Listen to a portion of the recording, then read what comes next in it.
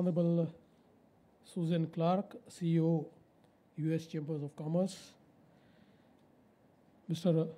Atul Keshav, President of USIBC, Mike Hankey, the Consul General of US in Mumbai and great friend of Maharashtra, all the esteemed dignitaries, ladies and gentlemen. It's absolutely honor and pleasure to be part of this USIBC's 50th anniversary special summit. And I must tell you that out of these 5 decades, I'm connected with USIBC from at least 1 decade. Because my first major interaction with USIBC was in US when a program was organized, Mumbai meets Manhattan. And I think that was my introduction to USIBC. So I think I am also a veteran in terms of relations with USIBC.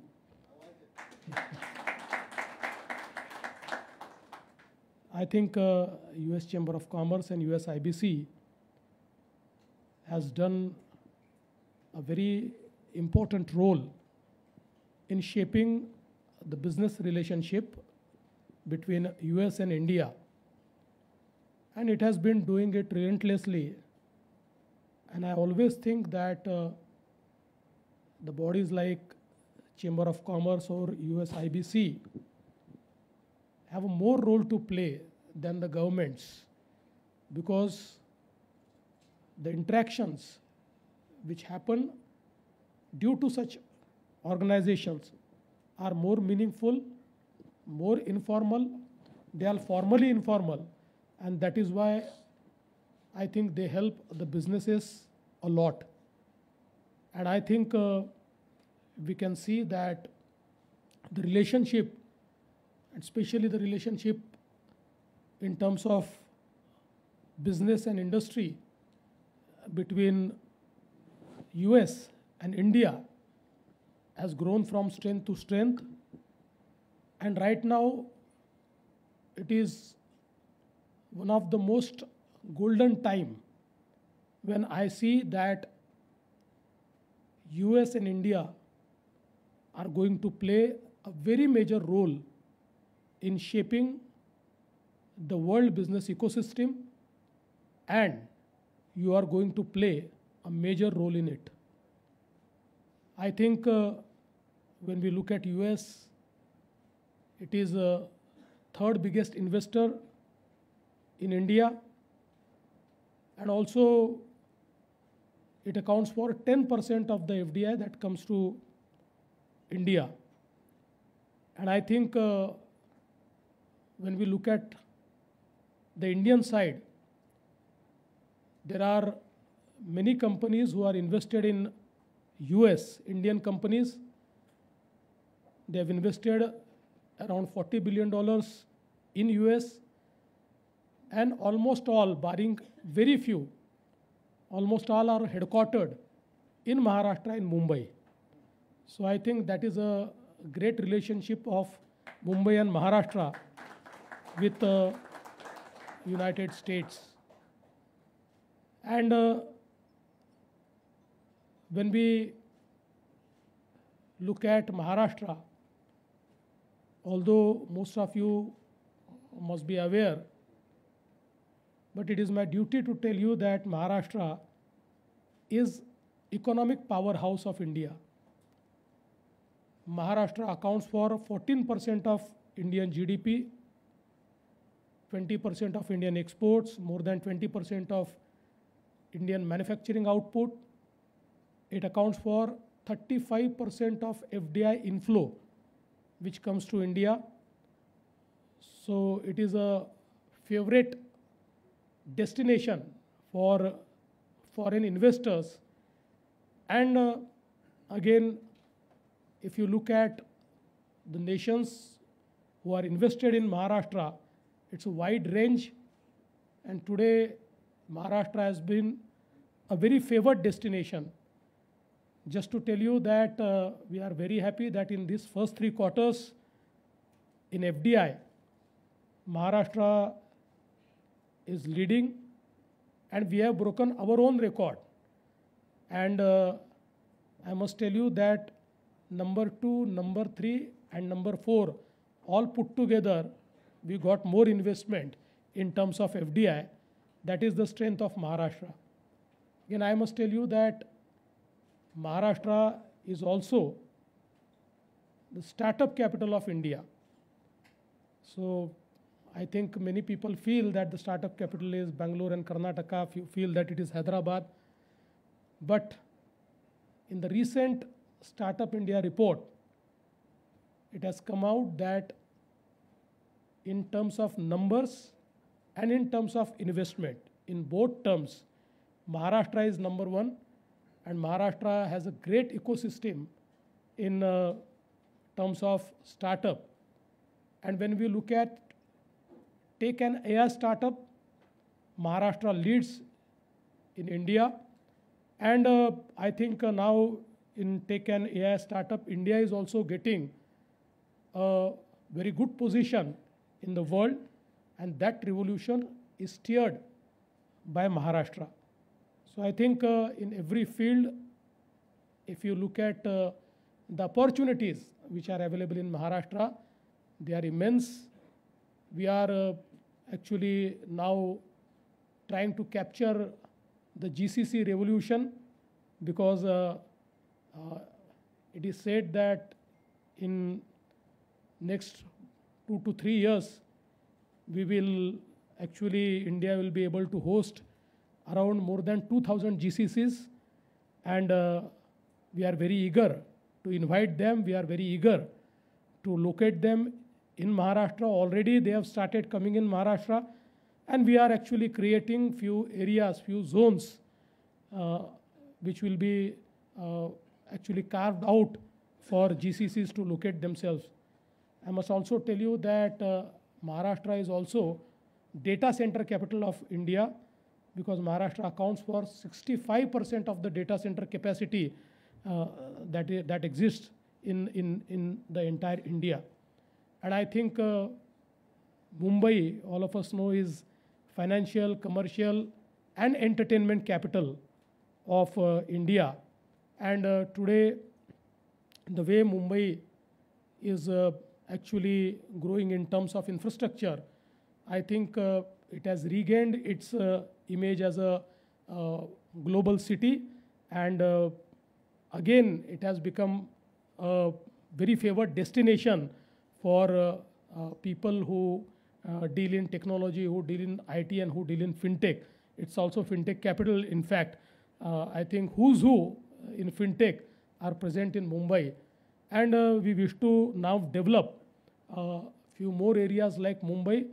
So with the Atal Setu, which we have created, 22 kilometers sea bridge, on the other side in New Mumbai, we are building a new airport.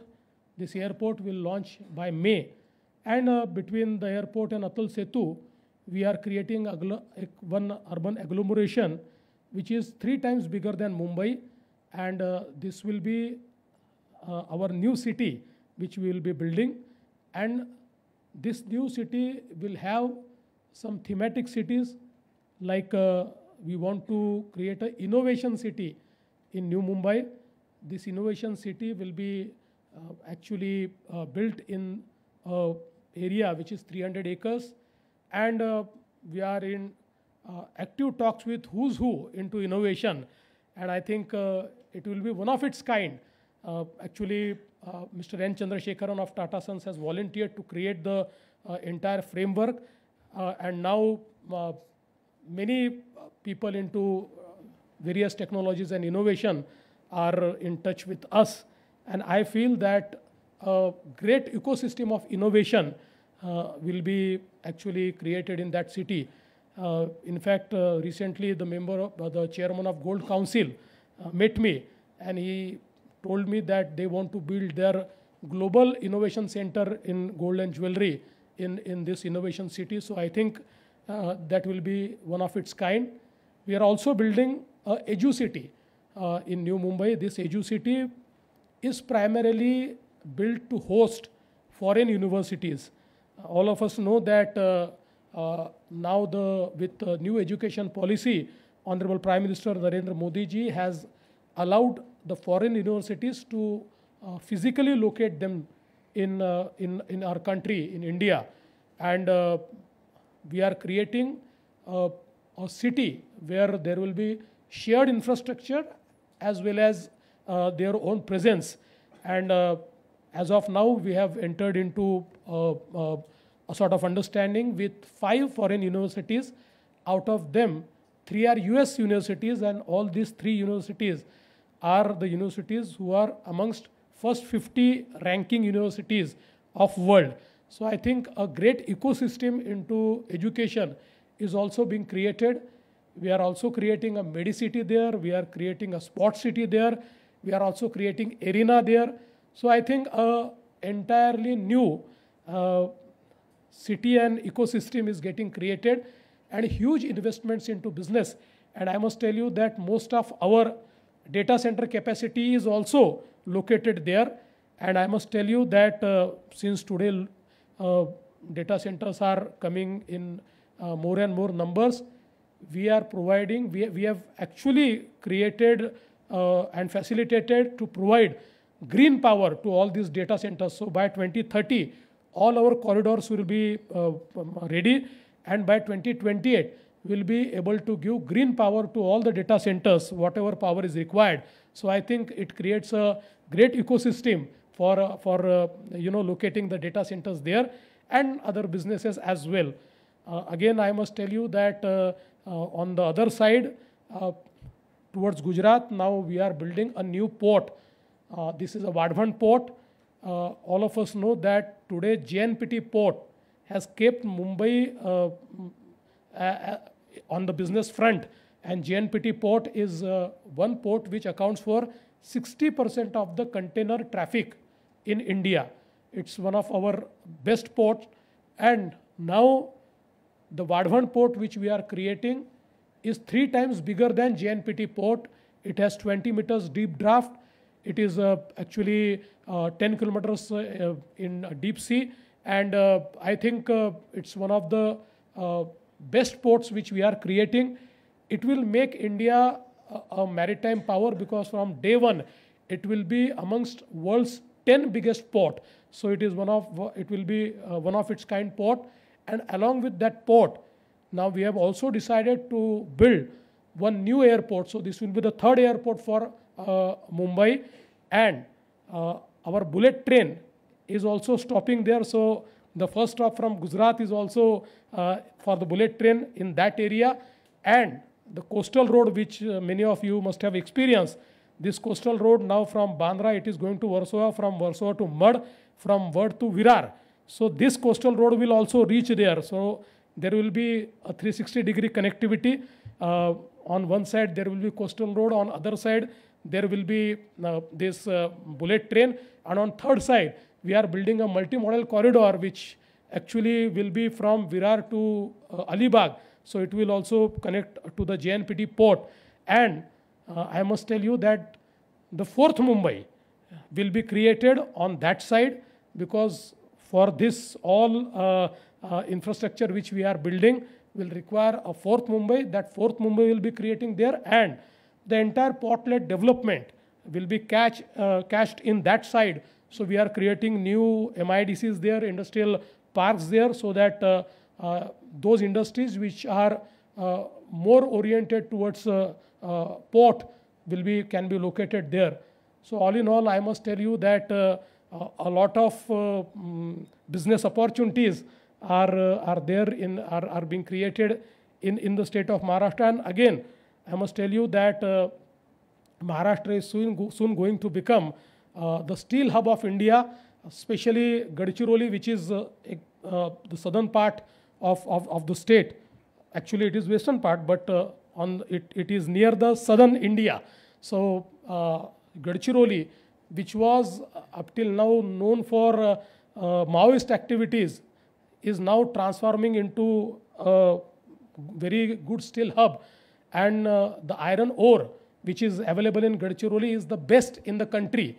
We have already attracted investment worth around 2 lakh crores in Gadchiroli, and I think very soon the capacity into making steel will be the highest capacity will be put up in Gadchiroli, and I think allied activities will also be there, and that will make Gadchiroli the steel hub of India. So I would just like to tell you that not just that, the Sambhajinagar, which is in Marathwada, this Sambhajinagar, we have also created a new industrial park, DMIC, Delhi Mumbai Industrial Corridor Park, and this Sambhajinagar is the next EV capital of India. I think a very good ecosystem into EV is being created there, and the investors which have come, which have started, which are starting, all put together, I think the biggest EV ecosystem will be created in and around Sambhajinagar. So Pune is, of course, our manufacturing hub, and Pune actually is most favored destination for foreign investors.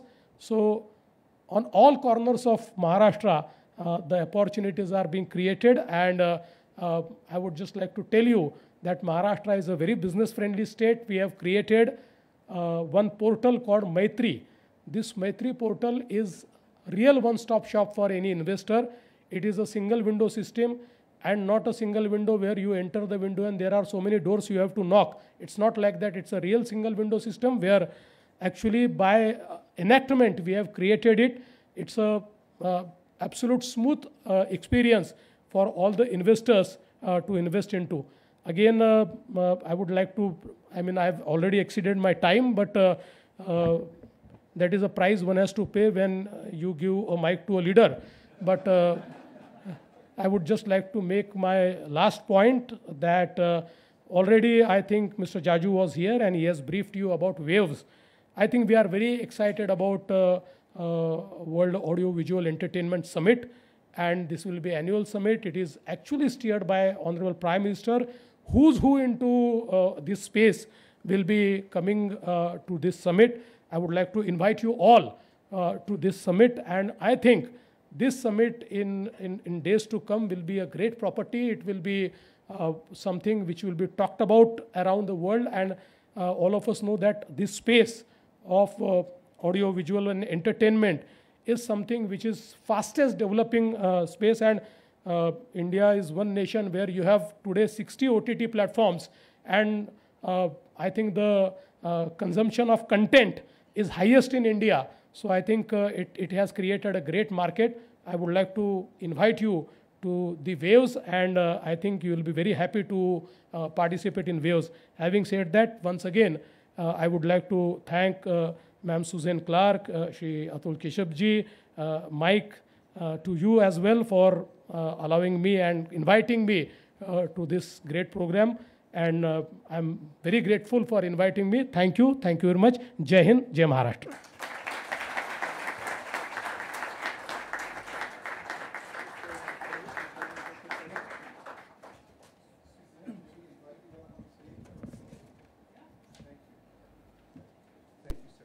Very, very much. So is Suzanne, please. Suzanne, please. Tommy?